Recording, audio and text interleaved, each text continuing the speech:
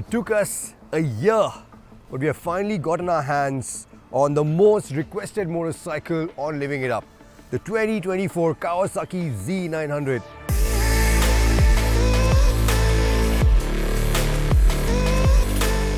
And it's been over 6 years since I last rode one in anger. So clearly a lot has changed.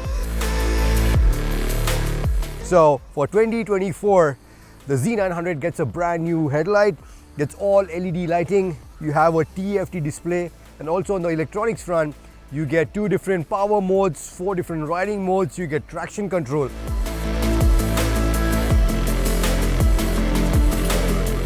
And also in terms of geometry, there have been a few changes. The Z900 is now 5 millimeters longer.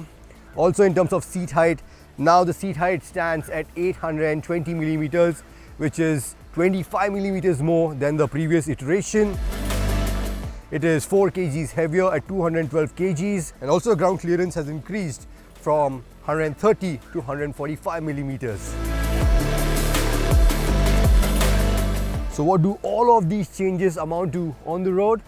Let's go and find out.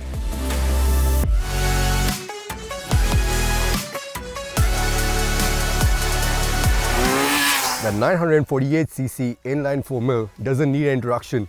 It will still make you laugh like a lunatic every time you get on the gas.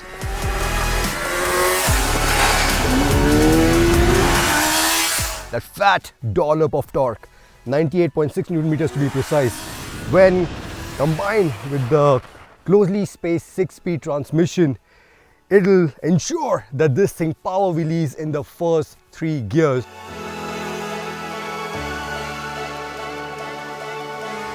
And it is bloody quick up top as well, with 125 horses itching to bolt at the slightest provocation. Yes, the throttle is a bit sensitive at first touch, but thereafter the power delivery is silky smooth. Makes for an intoxicating concoction when laced with that beautiful inline 4 symphony.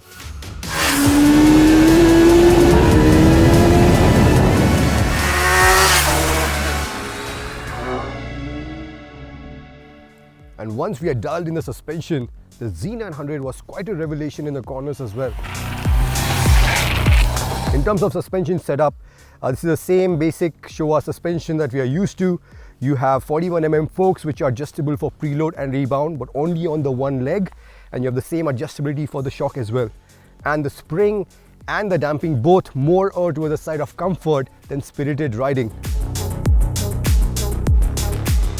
But once we had dialed in the sportier setup, I was genuinely surprised how the Z900 just storms into corners.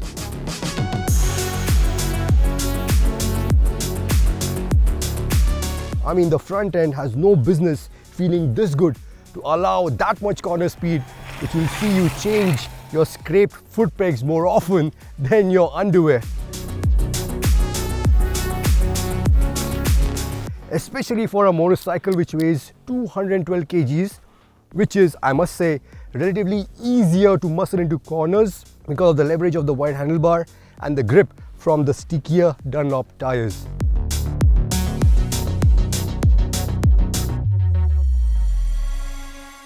And that means you get sucked into riding at a much higher pace than you had imagined, only to regret it as soon as you get on the brakes and feel the ABS intervene harder than a block of ice. This is easily one of the most intrusive systems that I've experienced, which screams Bloody Mary even when you're a continent away from locking the front. So, a few heady moments were enough to absolutely kill my appetite for speed. Only then to be reminded of what a peach of an engine this is when you also decide to sit back and take in the scenery.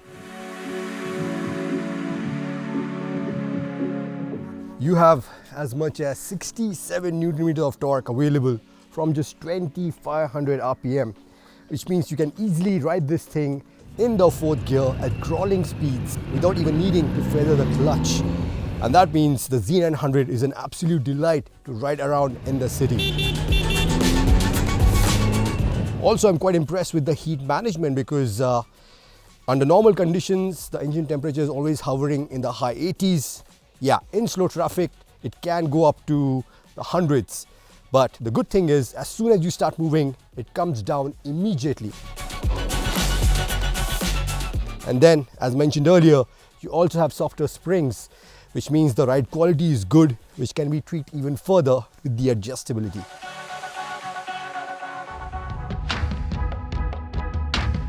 The Z is undoubtedly designed more towards shorter dashes than longer hauls, because the rider's triangle, despite being a naked, is still quite committed. The rider's seat is firm, whereas the pillion gets a tiny stone slab for a seat. And even though this gets dampening weights for the pegs, you can feel them tingle around 5000 RPM before the vibrations move on to the tank as the revs climb. But then again, they're far less noticeable in the 5th and 6th gear, which are still viable options even at 70 kilometers an hour, given how closely spaced the 6-speed transmission is, which I have to add is an absolute delight to operate. It's very precise, it's very smooth. Of course, a quick shifter would have been an icing on the cake, but greed can only get you so far. Because when the Z900 was launched 9 years ago, it put you back by 9 lakh rupees. And now, despite all the design, tech and electronic updates, it still costs only 9.2 lakh rupees.